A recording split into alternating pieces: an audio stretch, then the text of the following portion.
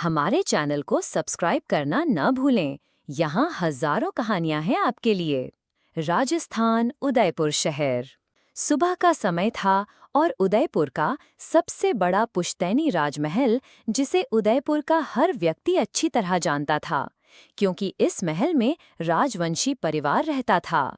ये राजमहल दिखने में अत्यंत खूबसूरत था। महल के बाहर एक बड़ा बगीचा था, जहां खूबसूरत फूलों के साथ प्यारी चिड़ियों की चहचहाहट सुनाई देती थी। महल के ठीक सामने एक बड़ा तालाब था, जिसमें कई छोटी छोटी मछलियां थीं। महल जितना बड़ा और सुंदर था, उसकी बाहरी दीवारों पर उतनी ही अच्छी नक्काशी की गई थी। कुल मिलाकर वो महल काफी पुराना लग रहा था। महल के अंदर आते ही सारी चीजें बाहरी दुनिया से काफी अलग लग रही थीं। जितना महल बाहर से पुराना लग रहा था, अंदर से उतना ही शाही लुक दे रहा था। राजमहल की सारी चीजें एक से बढ़कर एक थीं।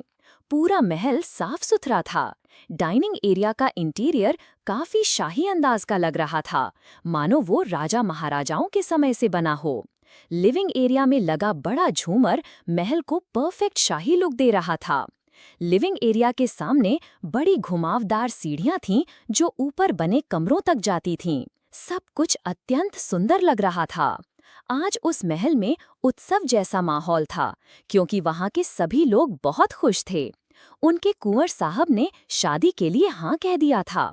ना जाने कब से मोहिनी देवी उनके पीछे पड़ी हुई थीं, क्योंकि उनके पति राजा साहब की अचानक मृत्यु के बाद किसी को तो उनकी जगह लेनी थी।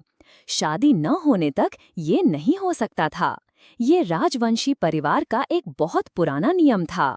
लिविंग एरिया में एक अधेड़ उम्र की महिला ऑफ वाइट रंग की बनारसी साड़ी, गले में पर्ल नेकलेस, बालों का जूड़ा, चेहरे पर हल्का मेकअप और माथे पर छोटी सी काली बिंदी लगाकर पूरे रौब के साथ बैठी थी। वो महिला बहुत खुश लग रही थी, लेकिन अपनी खुशी को उसने चेहरे पर जाहिर नहीं किया। उसके आसपास खड़े लोग हाथ बांधे खड़े थे। वो महिला महल की महारानी लग रही थी। उस महिला ने टेबल पर रखी कई लड़कियों की तस्वीरें बड़े गौर से देखीं। उसने उनमें से एक लड़की की तस्वीर उठाई और सामने खड़े एक आदमी, जिसने शॉर्ट कुर्ता, पजामा और मोटा चश्मा पहन रखा था, वो महल में काम करने वाला कोई आदमी लग रहा था, की ओर बढ़ाते हुए कहा, मुनीम जी, इन सारी तस्वीरों में से हमें सिर्फ ये एक लड़की पसंद आई है। हमें इनके बारे में सारी जानकारी बताइए। ये हमारे बेटे के लिए बिल्कुल परफेक्ट लग रही हैं। उस आदमी ने तस्वीर लेते हुए कहा, रानी साहिबा, ये सूर्यवंशी परिवार की इकलौती बेटी है, बहुत ही खानदानी और खूबसूरत। और वो परिवार भी हमारी तरह राजघराने का वंशज है। सामने बैठी महिला ने एक पैर दूसरे पैर पर चढ़ाया, हाथ घुटनों पर रखे और धीमी आवाज में कहा, ये तो बहुत अच्छी बात है। फिर तो हमने तय कर लिया है कि हमारे अभिमन्यु की दुल्हन यही होगी। सामने खड़े मुनीम जी ने टेबल पर रखी बाकी तस्वीरें उठाकर अपने बैग में रखते हुए कहा, ठीक है रानी साहिबा, मैं आपकी बात समझ गया। मैं जल्द से जल्द मिस्टर सूर्यवंशी से इस बारे में बात करके आपकी मीटिंग उनके साथ तय करवाता हूँ। मुनीम जी जाने वाले ही थे कि रानी साहिबा ने उन्हें रोकते हुए कहा, एक मिनट मुनीम जी, रुकिए और हमें हमारी होने वाली बहू की तस्वीर देकर जाइए। मुनीम जी ने मुस्कुराते हुए उस लड़की की तस्वीर रानी साहिबा के हाथ में दे दी और वहां से बाहर निकल गए। तभी सामने की सीढ़ियों से 6 फुट का एक नौजवान लड़का, जिसने 3 पीस सूट पहन रखा था, उतर रहा था। वो बहुत ही हैंडसम था। उसके एक हाथ में फोन और दूसरा हाथ पैंट की जेब में था। वो काफी सीरियस लग रहा था। तीखी नाक, चेहरे पर हल्की सी सेट की हुई दाढ़ी और गहरे काले रंग की आंखें बड़ी ही आकर्षक लग रही थीं। वो दूर से जितना हैंडसम लग रहा था, पास से देखने में और भी आकर्षक लग रहा था। उसका गठीला बदन, गेरुआ रंग का सूट और चेहरे पर सीरियस भाव उसे एक गुस्सैल जवान आदमी जैसा बना रहे थे। जैसे ही वो लड़का सीढ़ियों से उतरकर लिविंग हॉल में आया, उसने सामने की शाही आराम कुर्सी पर रानी साहिबा को बैठा देखा। वो उनके करीब आते हुए बोला, गुड मॉर्निंग ना साहिबा। रानी साहिबा ने उसे देखकर मुस्कुराते हुए कहा, आज ऑफिस जाने के लिए आप इतनी जल्दी तैयार हो गए। कोई महत्वपूर्ण मीटिंग है क्या आपकी अभिमन्यु? सामने खड़े लड़के ने सिर हिलाते हुए कहा, जी माँ साहिबा, काफी महत्वपूर्ण काम है, इसलिए हम जल्दी निकल रहे हैं। रानी साहिबा उठकर खड़ी हुई और अभिमन्यु के पास आकर बोली, अभिमन्यु, हम बहुत अच्छी तरह जानते हैं कि आपके बाबा साहब के जाने के बाद आप काफी परिपक्व और जिम्मेदार हो गए हैं और आपके 26वें जन्मदिन से पहले हमें आपकी शादी करवानी होगी। आप बहुत अच्छी तरह जानते हैं कि ये हमारे राजवंशी परिवार के लिए कितना महत्वपूर्ण है। इसीलिए हमने आपके जीवन का सबसे बड़ा फैसला ले लिया है। हमने आपके लिए एक लड़की चुन ली है। आप उसकी तस्वीर देखना चाहेंगे? अभिमन्यु ने सिर हिलाते हुए कहा, माँ साहिबा, अब हमारे पास और कोई विकल्प नहीं है और हमें आपके किसी फैसले से कोई ऐतराज नहीं है। और वैसे भी अगर आपने उन्हें हमारे जीवन साथी के रूप में चुना है तो वो अच्छी ही होंगी। हमें आपके फैसले पर पूरा विश्वास है और हमें किसी की तस्वीर नहीं देखनी है। हमें अभी ऑफिस के लिए निकलना है, बाकी बातें हम आपसे बाद में करेंगे। अभी हम चलते हैं। रानी साहिबा ने अभिमन्यु को नहीं रोका और वो सीधे राजमहल से बाहर निकल गया। 3 दिन बाद सूर्यवंशी परिवार की बड़ी सी हवेली, जो बाहर से काफी पुरानी लग रही थी, अंदर से काफी आधुनिक थी। लिविंग एरिया में आधुनिक सोफा सेट, डाइनिंग टेबल, पूरा इंटीरियर स्काई ब्लू रंग के शेड में बना हुआ था। सब कुछ दिखने में बहुत खूबसूरत था। रात के समय डाइनिंग टेबल पर हेड चेयर पर एक 45 वर्षीय पुरुष और उनके बगल वाली चेयर पर 42 वर्षीय महिला बैठी थी। उस अधेड़ उम्र के पुरुष ने कुर्ता पजामा पहना हुआ था। उनके बगल में बैठी महिला ने शिफॉन की खुले पल्लू वाली साड़ी पहनी हुई थी। उन दोनों के सामने एक 25 वर्षीय नौजवान लड़का बैठा था जिसने टी-शर्ट और जीन्स पहनी हुई थी। सामने के कमरे से एक बहुत खूबसूरत लड़की निकली। उसके सीधे बाल घने थे और कमर तक आ रहे थे। उसकी आंखें हल्के भूरे रंग की थीं। उस लड़की ने गुलाबी रंग का प्यारा किटी प्रिंट वाला नाइट ड्रेस पहन रखा था। वो मुस्कुराते हुए अपने कमरे से बाहर निकली और बोली, अरे वाह मम्मी, आज आपने सब कुछ मेरी पसंद का बनवाया है क्या? हेड चेयर पर बैठे अधेड़ उम्र के पुरुष ने मुस्कुराते हुए कहा, हाँ बेटा, आपकी माँ आपके इतने दिनों बाद घर आने से बहुत खुश हो गई है। आज का पूरा डिनर आपकी पसंद का ही है। उस लड़की ने अपनी माँ की तरफ देखकर मुस्कुराते हुए कहा, thank you so much mummy, आपको पता है हमने हॉस्टल में घर का खाना बहुत मिस किया। सामने बैठे लड़के ने मुस्कुराते हुए कहा, इप्शिता, आपने सिर्फ घर के खाने को मिस किया, हमें नहीं।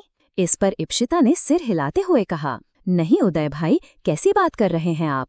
हम तो आप सबको डेली मिस करते थे, इसीलिए तो मिड सेमेस्टर एग्जाम खत्म होते ही हम सीधे आपके पास आ गए हैं। हेड चेयर पर बैठे पुरुष ने सीरियस होते हुए कहा, चलिए अच्छी बातें बाद में होती रहेंगी, पहले खाना शुरू करिए। पास में खड़े नौकरों ने सबकी प्लेट में खाना परोसना शुरू कर दिया। इप्शिता खाना खा ही रही थी कि उसकी नज़र अपने माता पिता पर गई और उसने उन दोनों की तरफ देखते हुए कहा, मम्मी पापा, क्या बात है, आप लोग हमसे कुछ कहना चाहते हैं क्या? इप्शिता की माँ अपने पिता की तरफ देखने लगी और फिर इप्शिता के पिता ने कहा, हाँ बेटा, हमें आपसे बहुत महत्वपूर्ण बात करनी थी। इप्शिता ने सामान्य रूप से खाना खाते हुए कहा, हाँ पापा, बोलिए ना, क्या बात है? क्रमशः हमारे चैनल को सब्सक्राइब करना न भूले, यहाँ हजारों कहानियां हैं आपके लिए। उदय अपने माता पिता की ओर हैरानी से देख रहा था। उसे देखकर ऐसा लग रहा था जैसे मानो उसके माता पिता जो बात बोलने वाले हैं, शायद वो बात उसे पता है, लेकिन उसने उन दोनों के बीच बोलना सही नहीं समझा और वो चुपचाप अपना खाना खा रहा था। तभी इप्शिता के पिता ने अपनी पत्नी की ओर देखते हुए कहा, सुहासिनी जी, बताइए इप्शिता को। बेटा, इप्शिता की माँ ने कहा, हम आपसे ये बोल रहे थे कि अब आपकी पढ़ाई खत्म हो चुकी है और आप बहुत अच्छे समय पर घर भी वापस आए हैं। वास्तव में आपके लिए बहुत अच्छा और खानदानी रिश्ता आया है, राजस्थान के सबसे बड़े राजवंशी परिवार के बेटे के लिए। राजवंशी परिवार की रानी साहिबा ने आपको अपनी बहू बनाने के लिए चुना है। इप्शिता खाना खाते खाते रुक गई। अपनी माँ के मुंह से शादी की बात सुनकर उसे इस वक्त ऐसी कोई खबर मिलने की बिल्कुल भी उम्मीद नहीं थी। इप्शिता के पिता ने अपनी पत्नी की ओर देखते हुए कहा, सुहासिनी जी, बताइए इप्शिता को। बेटा, इप्शिता की माँ ने कहा, हम आपसे ये बोल रहे थे कि अब आपकी पढ़ाई खत्म हो चुकी है और आप बहुत अच्छे समय पर घर भी वापस आए हैं। वास्तव में आपके लिए बहुत अच्छा और खानदानी रिश्ता आया है। राजस्थान के सबसे बड़े राजवंशी परिवार के बेटे के लिए। राजवंशी परिवार की रानी साहिबा ने आपको अपनी बहू बनाने के लिए चुना है। इप्शिता खाना खाते खाते रुक गई। अपनी माँ के मुंह से शादी की बात सुनकर उसे इस वक्त ऐसी कोई खबर मिलने की बिल्कुल भी उम्मीद नहीं थी। इप्शिता काफी सदमे में थी, इसलिए वो कुछ बोल ही नहीं पाई। लेकिन उसकी माँ ने मुस्कुराते हुए कहा, आपको पता है, जब आप पैदा हुई थी तब से ही हमें ये बात बहुत अच्छी तरह से पता थी कि आप बहुत किस्मत वाली हैं। और देखिए, आज ये बात साबित भी हो गई। हमने आपकी शादी उदयपुर के सबसे बड़े राज परिवार में तय कर दी है। आप वहाँ बहुत खुश रहेंगी। हाँ बेटा, इप्शिता के पिता ने हामी भरते हुए कहा, आपकी माँ बिल्कुल ठीक कह रही हैं। हमने हमेशा आपकी खुशी चाही है और आप वहाँ जाकर बहुत खुश रहेंगी। इप्शिता ने अपने माता पिता की ओर देखा। वो दोनों ही काफी ज्यादा खुश लग रहे थे। इप्शिता ने थोड़ा कंफ्यूज होते हुए कहा, लेकिन मम्मी, शादी की इतनी भी जल्दी क्या है? और इप्शिता बोल ही रही थी कि उसकी माँ ने उसकी बात बीच में ही काटते हुए कहा, कोई जल्दी नहीं है, हम सारी चीजें बहुत आराम से करेंगे बेटा, आप बिल्कुल परेशान मत होइए। आपको पता है, कुंवर अभिमन्यु राजवंशी बहुत अच्छे इंसान हैं। सोचो, तुम्हें उनकी पत्नी बनने का सुख मिलने वाला है। हमें तो अभी से ही सारी बातें सोचकर बहुत खुशी हो रही है। लेकिन मम्मी, इप्शिता ने थोड़ा हिचकिचाते हुए कहा, कौन है ये कुंवर अभिमन्यु राजवंशी? हम तो इन्हें जानते भी नहीं। तो फिर? इप्शिता की माँ ने उसकी बात पूरी होने ही नहीं दी और मुस्कुराते हुए कहा, जानती नहीं हो तो जान लेना। वैसे भी कल शाम को आपकी कुंवर साहब के साथ मुलाकात है। शायद वे भी आपसे मिलना चाहते हैं, इसलिए आराम से मिलकर जान लीजिएगा आप दोनों एक दूसरे को। कल? इप्शिता ने बिल्कुल शॉक्ड होते हुए कहा। हाँ, इप्शिता के पिता ने हामी अपना सिर हिलाते हुए कहा, कल आपको कुंवर साहब से मिलना है। इसी बहाने आप दोनों एक दूसरे को थोड़ा जान लेंगे। इप्शिता अपनी माँ और पिता को इतना खुश देखकर कुछ भी नहीं बोल पाई और उसने बस हाँ में अपना सिर हिला दिया। अब उसके गले से एक निवाला भी नीचे नहीं उतर रहा था। उदय ने इप्शिता के चेहरे के भाव को नोटिस किया और उसने धीरे से हाँ में अपना सिर हिला दिया। इप्शिता के माता पिता वहीं डाइनिंग टेबल पर बैठकर इस बारे में ही काफी बातें कर रहे थे और इप्शिता चुपचाप उनकी बातें सुनती जा रही थी। थोड़ी देर में इप्शिता डाइनिंग टेबल से उठकर जाने लगी। तभी उसकी माँ ने उसे रोकते हुए कहा, कहाँ जा रही हैं आप? आपने मीठा तो खाया ही नहीं। नहीं मम्मी, इप्शिता ने ना में अपना सिर हिलाते हुए कहा, हमारा पेट भर गया है, हमें मीठा खाने का कोई मन नहीं है, इसलिए हम अपने कमरे में जा रहे हैं। इतना बोलकर इप्शिता सीधे अपने कमरे में चली गई। उदय ने जल्दी से अपना खाना खत्म किया और उसने अपने मन में कहा, मैं समझ रहा हूँ, इशी को अपनी शादी की बात सुनकर जरा भी खुशी नहीं हो रही है। वो शादी का नाम सुनते ही कितनी अपसेट हो गई। क्या माँ बाप को ये नहीं दिख रहा? मुझे इशी से बात करनी ही होगी। इतना बोलकर वो सीधे इप्शिता के कमरे में गया। इप्शिता अपने कमरे की खिड़की के पास गुमसुम बैठी थी। उसने बाहर आसमान में निकले चांद को देखा और एकटक उसे ही देखती रही। उदय इप्शिता के कमरे में आया और इप्शिता के सामने खड़े होते हुए बोला, इशी, आप इतनी आसानी से शादी के लिए कैसे मान गई? क्या आप सच में इस शादी को लेकर खुश हैं? उदय भाई, इप्शिता ने बेमन से मुस्कुराते हुए कहा, क्या आपको ऐसा लगता है कि हमारे पास इस शादी को ना करने का कोई विकल्प है? क्या आपको लगता है हम इस शादी के लिए मना कर सकते हैं? इशी, उदय ने उसे समझाते हुए कहा, मेरी बात ध्यान से सुनो, ये तुम्हारी शादी की बात हो रही है। एक दो दिन नहीं, तुम्हारी पूरी जिंदगी का सवाल है। तुम ऐसे कैसे शादी के लिए हाँ कर सकती हो? उदय भाई, इप्शिता ने उदय का हाथ पकड़ते हुए कहा, मैं चाहकर भी शादी के लिए मना नहीं कर पाऊंगी, क्योंकि आपने नहीं देखा माँ बाप शादी को लेकर कितने खुश हैं। उन्होंने बचपन से हमें एक आलीशान जीवन दिया है। हम कुछ भी सोचते थे, अगले दिन वो हमारे सामने आ जाता था। जब उन्होंने हमारी खुशियों के लिए इतने बड़े बड़े त्याग किए हैं, तो क्या हम उनकी खुशी के लिए एक चीज नहीं कर सकते? इशी, उदय ने ना में अपना सिर हिलाते हुए कहा, आपके चेहरे के भाव हमें बता रहे हैं कि आप कुंवर साहब से शादी नहीं करना चाहती। हम आपको यही सलाह देंगे कि आपको जबरदस्ती माँ बाप के किसी भी फैसले को अपने ऊपर थोपने नहीं देना है। नहीं भाई, इप्शिता ने ना में अपना सिर हिलाते हुए कहा, ऐसा मत बोलिए, माँ बाप जो भी करेंगे हमारी भलाई के लिए ही करेंगे। उदय ने एक गहरी सांस ली और ना में अपना सिर हिलाते हुए कहा, हम कैसे समझाएं इशी आपको? इप्शिता अब उदय से इस बारे में और कोई बात नहीं करना चाहती थी। वो पहले ही काफी ज्यादा परेशान हो गई थी। वो चुपचाप अपने बिस्तर पर गई और उसने कंबल से अपना मुंह ढक लिया। इप्शिता के मन में काफी बातें चल रही थीं, लेकिन उसने अपने भाई से इस समय कोई भी बात शेयर करना ठीक नहीं समझा। ये तो बिल्कुल भी नहीं सोचा था हमने। अगर माँ बाप इतनी जल्दी हमारी शादी कर देंगे तो हमारे अपने सपनों का क्या होगा। राजघराने में तो और जाने कितने प्रतिबंध होते होंगे, हमारे घर से भी ज्यादा। वहाँ की बहू बन गई, एक बार तो शायद घर से बाहर निकलने को भी न मिले। इप्शिता अपने भविष्य के बारे में सोचते सोचते सो गई। अगले दिन सुबह इप्शिता का फोन बजा और फोन की रिंगटोन सुनकर ही उसकी नींद खुली। इप्शिता ने कॉल रिसीव करते हुए कहा, हेलो नंदिनी, इतनी सुबह सुबह हमें फोन क्यों किया? सुबह सुबह तुम्हें सुबह की हुई है, नंदिनी ने कहा। और मैं तो कल रात से तुमसे बात करने की कोशिश कर रही थी, लेकिन तुमने मेरे किसी भी मैसेज का जवाब नहीं दिया। आपने माँ बाप के घर पहुँचते ही अपनी बेस्ट फ्रेंड को भूल गई। How selfish you are. Ipshita आंख मलते हुए उठकर बैठी और उसने बिस्तर का सहारा लेते हुए कहा, कैसी बात कर रही हो? हम भला तुम्हें कैसे भूल सकते हैं? नंदिनी ने इप्शिता की आवाज सुनकर कहा, क्या बात है, तुम बहुत अजीब लग रही हो, सब ठीक तो है ना? क्या बताएं तुम्हें नंदिनी, इप्शिता ने धीमी आवाज में कहा। यहाँ पहुँचते ही माँ बाप ने तो हमारे लिए एक अलग ही सरप्राइज गिफ्ट रेडी करके रखा था। हमें किसी भयानक झटके की तरह लगा है। क्या मतलब है? तुम्हारी कोई समस्या हुई है क्या? नंदिनी शॉक्ड होते हुए बोली। अब पता नहीं इसे समस्या कहेंगे या नहीं, इप्शिता ने अपना सिर हिलाते हुए कहा। लेकिन माँ बाप ने कल रात डिनर के समय हमें बताया कि उन्होंने हमारी शादी राजस्थान के सबसे बड़े राजघराने में तय कर दी है। जैसे ही नंदिनी ने ये बात सुनी, वो शॉक्ड होते हुए बोली, क्या शादी? लेकिन यार, तेरे माँ बाप इतनी जल्दी ऐसी कैसे शादी तय कर सकते हैं? तूने क्या बोला उन्हें? तू साफ साफ शादी के लिए मना कर देती ना। क्रमशः हमारे चैनल को सब्सक्राइब करना ना भूलें। यहाँ हजारों कहानियां हैं आपके लिए। जैसे ही नंदिनी ने इप्शिता की शादी तय होने की बात सुनी, वो स्तब्ध होकर बोली, क्या क्या कहा तुमने? शादी? लेकिन यार, तेरे मम्मी पापा इतनी जल्दी ऐसी कैसे शादी तय कर सकते हैं? तूने क्या बोला उन्हें? साफ साफ शादी के लिए मना कर देती ना। इप्शिता ने एक ठंडी सांस भरते हुए कहा, क्या कह रही हो तुम? हम भला मम्मी पापा की बात को मना करेंगे? तुम जानते हो ना, हम अपने मम्मी पापा का दिल नहीं दुखा सकते।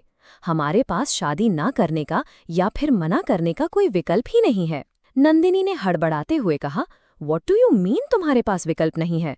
तुम ऐसे कैसे किसी से भी शादी करने के लिए तैयार हो सकती हो? इप्शिता ने धीमी आवाज में कहा, आज नहीं तो कल, और किसी न किसी से तो शादी होनी ही है।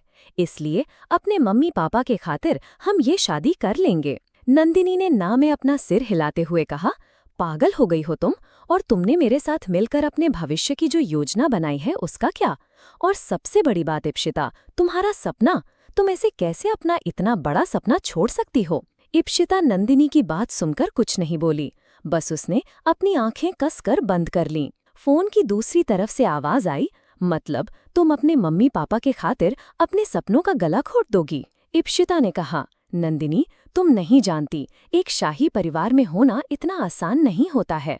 तुम्हें अपने साथ साथ अपनी फैमिली और अपने पूरे राज परिवार को ध्यान में रखना होता है। और हम शायद कुछ दिनों के लिए ये बात भूल गए थे कि हम एक राजघराने की बेटियां हैं। नंदिनी ने ना में अपना सिर हिलाते हुए कहा, मतलब तूने अपने सारे सपनों की कुर्बानी देने का फैसला कर लिया है? दैट्स नॉट राइट यार। मैं तो अभी भी तुझे यही सुझाव दूंगी कि तुम अपने मम्मी पापा से बात कर लो और अभी फिलहाल के लिए शादी से मना कर दो। इप्शिता ने निराश होते हुए कहा, एक ही बात को बार बार बोलना बंद करो नंदिनी, हम ऐसा नहीं कर सकते। तुम नहीं जानती मेरे मम्मी पापा ने हमारे लिए क्या क्या नहीं किया है। बचपन से लेकर आज तक उन्होंने हमें एक असली राजकुमारी की तरह रखा है और हमें इतनी आलीशान जिंदगी दी है। हमारे मुंह से कोई बात निकल नहीं पाती थी और हमारी सारी चीजें, सारी जरूरतें एक सेकंड में पूरी हो जाती थीं। उन्होंने आज तक कभी भी हमें किसी चीज की कमी नहीं होने दी। यहाँ तक कि उन्होंने हमें उदयपुर से बाहर दूसरे शहर पढ़ने के लिए भेजा, जबकि यहाँ की लड़कियों को घर से इतनी दूर जाकर रहने की इजाजत नहीं होती। लेकिन हमारे मम्मी पापा ने हमारी ये जिद भी पूरी की। अब तुम ही समझ जाओ कि वे दोनों हमें कितना प्यार करते हैं। ये सिर्फ हम ही जानते हैं और हम उनके खिलाफ नहीं जा सकते। नंदिनी ने उसे समझाते हुए कहा, अरे, तो मैं भी तुम्हें कहाँ उनके खिलाफ जाने के लिए बोल रही हूँ, मैं तो बस तुम्हें अपनी बात रखने के लिए। नंदिनी बोल ही रही थी कि इप्शिता ने उसे चुप कराते हुए कहा, रहने दो नंदिनी, हमें इस बारे में कोई बात नहीं करनी, हम तुमसे बाद में बात करेंगे। अभी हम सो कर उठे हैं और हमें बिल्कुल भी अच्छा महसूस नहीं हो रहा, हम फ्रेश होने जा रहे हैं, बाय। इतना बोलकर इप्शिता ने कॉल डिस्कनेक्ट कर दिया और सीधे बाथरूम की तरफ चली गई। वहीं नीचे नाश्ते की मेज पर मिस्टर और मिसेस सूर्यवंशी आपस में बातें कर रहे थे।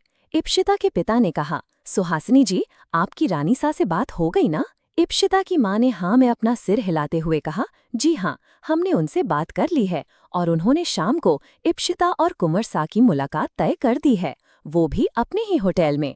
और मैंने तो उनसे साफ साफ कह दिया कि हम अपनी इप्शिता को अकेले नहीं भेजेंगे, इप्शिता के साथ उसका बॉडीगार्ड संजय जरूर जाएगा। और उन्होंने कहा कि उन्हें इस बात से कोई दिक्कत नहीं है, वे तो बस चाहते हैं कि बच्चे एक दूसरे के साथ आराम से बात कर सकें और एक दूसरे को थोड़ा जान सकें। इप्शिता के पिता ने मुस्कुराते हुए कहा, हाँ चलो अच्छी बात है, जितनी जल्दी वे दोनों एक दूसरे को समझ लेंगे तो आगे सब उतना ही अच्छी तरह से होगा। इप्शिता अपने कमरे से बाहर निकल आई थी और उसने जैसे ही अपने माँ बाप को ये सारी बातें करते हुए सुना, वो वहीं सीढ़ियों के पास ही रुक गई। तभी सुहासिनी जी ने इप्शिता की तरफ देखकर कहा, अरे इप्शिता बेटा, इधर आइए, आप वहाँ क्यों खड़ी हैं? आइए हमारे साथ नाश्ता करिए। इप्शिता थोड़ा असहज महसूस कर रही थी, लेकिन तभी उसने हाँ में अपना सिर हिलाया और वो चुपचाप डाइनिंग टेबल के पास आई और कुर्सी खिसकाकर वहाँ बैठ गई। उसने भी माँ से मुस्कुराते हुए कहा, मम्मी, भैया कहाँ है? इप्शिता के पिता ने सुहासिनी जी के जवाब देने से पहले ही कहा, उदय ऑफिस चला गया है, आज हमारी एक बहुत महत्वपूर्ण मीटिंग थी, लेकिन हमें उठने में थोड़ी देर हो गई, इसलिए हमने उदय को जल्दी ऑफिस भेज दिया। बस हम भी निकलने ही वाले हैं, आप अपनी मम्मी के साथ बैठकर बातें करिए। इतना बोलकर इप्शिता के पिता भी ऑफिस के लिए निकल गए। इप्शिता धीरे धीरे नाश्ता कर रही थी और तभी सुहासिनी जी ने कहा, बेटा, हमें आपसे ये बात स्पष्ट करनी थी। इप्शिता अपनी माँ की बात सुनकर कहते कहते रुक गई और उसने धीमी आवाज में कहा, जी मम्मी, बोलिए, क्या बात करनी है आपको हमसे? इप्शिता की माँ ने उठकर उसके बगल में आकर बैठते हुए कहा, इप्शिता, आप हमारे इस फैसले से खुश तो है ना? इप्शिता को समझ नहीं आया वो सच बोले या फिर झूठ। ये सोचकर उसने अपनी माँ के उम्मीद भरे चेहरे की तरफ देखा, जिसे देखकर इप्शिता ने बस धीरे से हाँ में अपना सिर हिला दिया। तभी इप्शिता की माँ काफी ज्यादा खुश हुई और उन्होंने उसे बगल से गले लगाते हुए कहा, हमें आपसे यही उम्मीद थी, हम जानते थे कि हमारी बेटी को हमारे फैसले से कभी ऐतराज हो ही नहीं सकता। अब आप जल्दी से नाश्ता करके तैयार हो जाइए, आपको कुंवर सा से मिलने जाना है। इप्शिता ने जैसे ही ये बात सुनी, उसे खांसी आने लगी और उसने अपने मुंह पर हाथ रखते हुए कहा, क्या क्या बोल रही हैं आप मम्मी आज? सुहासिनी जी ने हाँ में अपना सिर हिलाते हुए कहा, हाँ, आज ही तुम्हें लंच पर कुंवर अभिमन्यु राजवंशी से मिलना है, इसलिए जल्दी से नाश्ता करो और अपने कमरे में जाकर तैयार हो जाओ। इप्शिता अपनी माँ की बात सुनकर सोच में डूब गई और उसे उसके चेहरे को देखकर ही लग रहा था कि जैसे वो कुछ सोच रही है। इप्शिता की माँ ने उसके कंधे पर हाथ रखते हुए कहा, क्या सोच रही हैं आप बेटा? इप्शिता ने ना में अपना सिर हिलाया और वो चुपचाप नाश्ता करने लगी और तभी सुहासिनी जी ने कहा, और हाँ, आप सूर्यवंशी परिवार की इकलौती बेटी हैं, इसलिए सबसे बेहतरीन ड्रेस पहनकर कुंवर सा से मिलने जाइएगा। इप्शिता ने अपने कपड़ों की तरफ देखा। इस समय उसने साधारण जीन्स और टॉप पहना हुआ था। इप्शिता ने असमंजस में कहा, लेकिन मम्मी, हमारे इन कपड़ों में क्या बुराई है? सुहासिनी जी ने अपने सिर पर हाथ रखते हुए कहा, हे भगवान, आप समझ क्यों नहीं रही हैं कि आप एक राजघराने की बेटी हैं और राजघराने की लड़कियां ऐसे कपड़े पहनकर अपने होने वाले पति के सामने नहीं जाती हैं। इप्शिता ने जैसे ही ये बात सुनी, उसने अपने हाथों की कसकर मुट्ठी बांध ली और चुपचाप नाश्ता करने लगी। और तभी सुहासिनी जी उठकर खड़ी हुई और उन्होंने अपनी साड़ी के पल्लू को बड़े ही स्टाइल के साथ अपने हाथ में पकड़ा और वहां से वे सीधे अपने कमरे में चली गईं। बार बार राजघराने और कुंवर की बात सुनकर इप्शिता अब तक काफी चिढ़ चुकी थी, इसलिए अपनी माँ के वहां से जाते ही इप्शिता ने खुद से बात करते हुए चिढ़कर कहा, पता नहीं कौन है ये कुंवर सा अभिमन्यु राजवंशी, हमने तो इनका नाम भी नहीं सुना है, पता नहीं हम उनसे मिलकर क्या बातें करेंगे। इप्शिता नाश्ता करने के बाद सीधे अपने कमरे में गई और अपने बड़े से अलमारी को खोलकर खड़ी हो गई। उसने अपनी सारी जीन्स, टॉप्स और वन पीस ड्रेस को देखते हुए कहा, अब हम इनमें से ऐसा क्या पहने जो हमें शाही रूप दे? मम्मी भी ना हमें छोटी छोटी सी बातों पे टेंशन दे देती हैं। इप्शिता ने एक गुलाबी रंग की one piece long frock dress निकाली और उसे पहनकर कमरे में आई और बड़े से आईने के सामने खड़े होते हुए बोली, आई होप ये ड्रेस मम्मी को मेरे ऊपर ठीक लगे। इप्शिता इतना ही बोली थी कि तभी उसके पीछे से आवाज आई, नहीं, बिल्कुल भी नहीं, हम आपको ये ड्रेस पहनकर कुंवर सा के सामने कभी नहीं जाने देंगे, बदल लीजिए इसे बेटा। इप्शिता ने जैसे ही अपनी माँ की आवाज सुनी, वो पीछे घूमकर अपनी ड्रेस की तरफ देखते हुए बोली, लेकिन क्यों मम्मी, हमारे इस ड्रेस में क्या बुराई है? इप्शिता की माँ के पीछे एक नौकर खड़ा था, जो उनके पीछे पीछे चलकर इप्शिता के कमरे के अंदर आया। इप्शिता ने उस नौकर के हाथ में 3-4 शॉपिंग बैग्स देखे। सुहासिनी जी ने उस नौकर की तरफ देखकर उन बैग्स को इप्शिता के सामने रखने का इशारा किया और वो नौकर अपना सिर झुकाकर वहां से चला गया। क्रमशः हमारे चैनल को सब्सक्राइब करना ना भूलें। यहाँ हजारों कहानियां हैं आपके लिए। सुहासिनी जी इप्शिता के पास गईं और उसके चेहरे को बड़े प्यार से छूते हुए बोलीं, बेटा, आज तुम्हारी कुंवर साहब से पहली मुलाकात है और तुम जानती हो ना, पहला प्रभाव अंतिम प्रभाव होता है। हम चाहते हैं कि तुम कुंवर साहब की नज़रों में बस जाओ, इसीलिए हमने तुम्हारे लिए ये ड्रेस मंगवाया है। तुम इसे पहनकर कुंवर साहब से मिलने जाओगी। इप्शिता ने उस बैग की ओर देखा। सुहासिनी जी ने बैग में रखे गाउन को निकाला और उसे इप्शिता के शरीर पर लगाते हुए कहा, परफेक्ट, ये तुम्हारे ऊपर बहुत प्यारा लगेगा, देखो खुद को आईने में।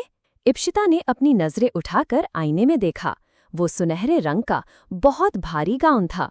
इप्शिता उस गाउन को देखकर बोली, मम्मी, क्या आप गंभीर हैं?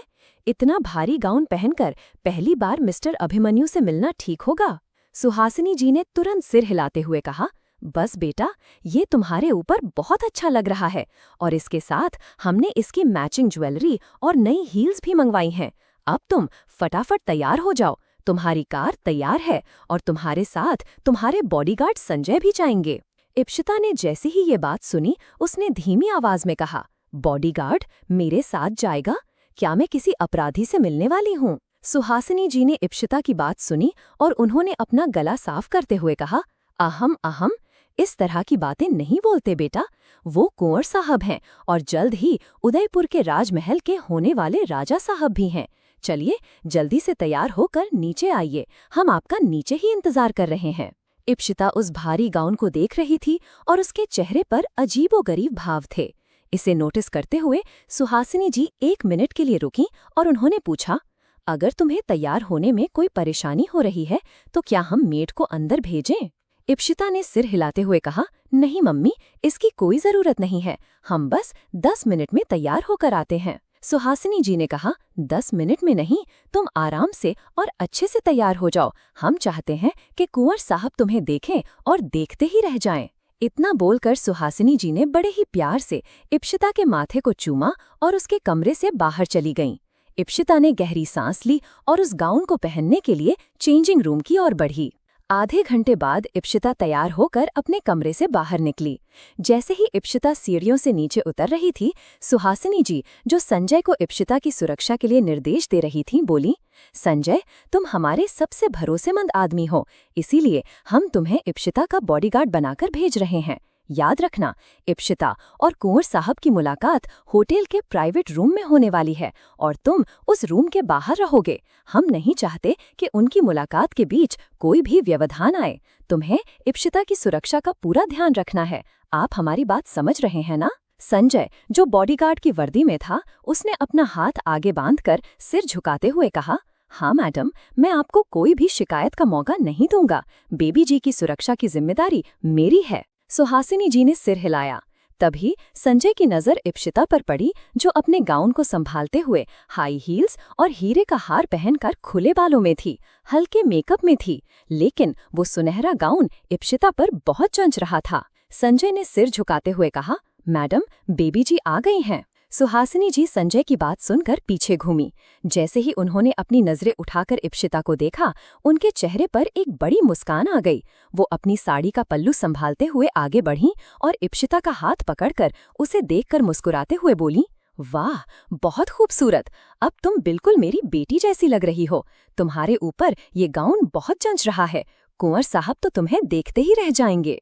इप्शिता सुहासिनी की बात पर कुछ नहीं बोली।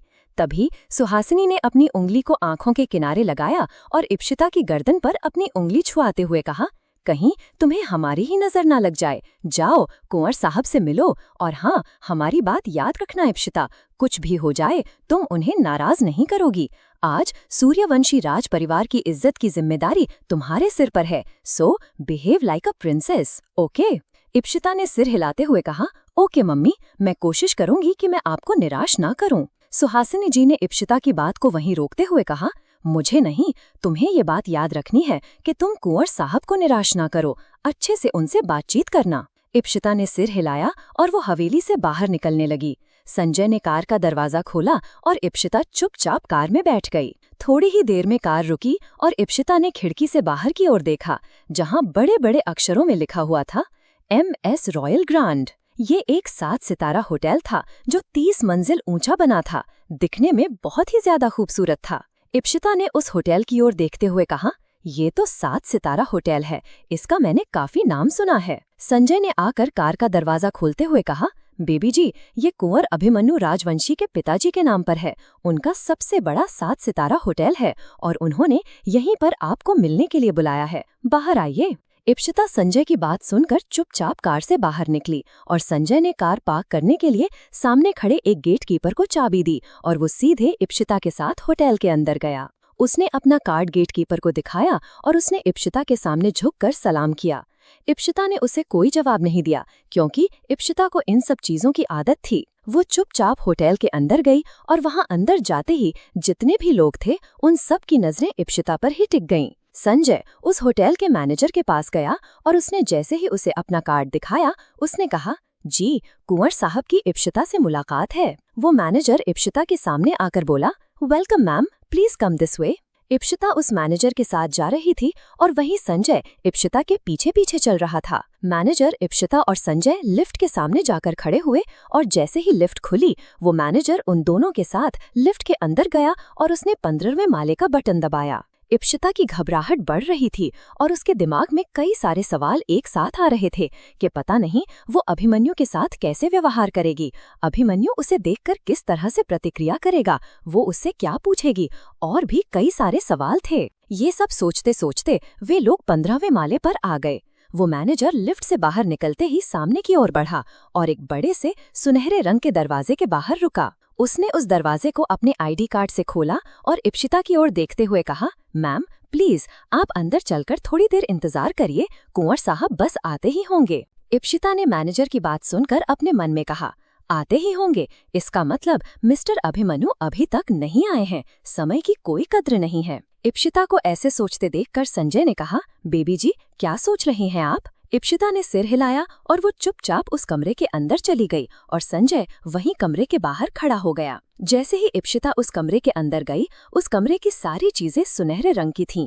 एक बड़ा सा लिविंग एरिया जिसमें बड़े बड़े सोफे और 8 लोगों के बैठने के लिए डाइनिंग टेबल था। सब कुछ दिखने में काफी ज्यादा शाही लग रहा था। हर तरफ कोने में बड़े बड़े कैंडल स्टैंड जो बहुत ही ज्यादा खूबसूरत थे और टेबल के बीचों बीच ताजे गुलाब के फूलों से भरा हुआ एक बड़ा सा फूलदान रखा हुआ था। इप्शिता अंदर उस कमरे में आई और उसने चारों तरफ घूरते हुए उस कमरे को देखा। कमरे में उसके अलावा और कोई भी नहीं था। इप्शिता ने एक गहरी सांस ली और आराम से बीच में रखे हुए सिंगल सोफे पर बैठ गई। क्रमशः हमारे चैनल को सब्सक्राइब करना न भूलें, यहाँ हजारों कहानियां हैं आपके लिए। इप्शिता ने अपना मोबाइल फोन निकाला और कल रात के कुछ संदेश देखे। उसने जैसे ही वे संदेश खोले, पाया कि वे सभी नंदिनी ने भेजे थे। सिर हिलाते हुए उसने कहा, ये मेरी बेस्ट फ्रेंड भी मेरी कितनी फिक्र करती है, और मैंने उससे ठीक से बात भी नहीं की और बेकार में ही उसे डांटकर कॉल डिस्कनेक्ट कर दिया। क्या करूं? अभी फ्री हूं, उससे बात करूं क्या? इतना सोचकर इप्शिता नंदिनी का नंबर डायल करने ही वाली थी कि उसने अपना हाथ रोकते हुए कहा, नहीं, अगर मैंने नंदिनी को कॉल किया तो पता नहीं वो कितनी देर तक मुझसे बात करती रहेगी, और अगर मिस्टर अभिमन्यु आ गए तो फिर कहीं कोई गड़बड़ न हो जाए, और मैं मम्मी को निराश नहीं करना चाहती, इसलिए घर पहुंचकर उसे पूरी बात बता दूंगी। इप्शिता अपने मोबाइल फोन की तरफ देख ही रही थी कि कमरे का दरवाजा खुला और ब्राउन कलर के 3 पीस सूट, आंखों में गॉगल्स और हाथ में टिफनी एंड को ब्रांड की डायमंड वॉच पहने हुए एक आदमी पूरे स्टाइल से कमरे में आया।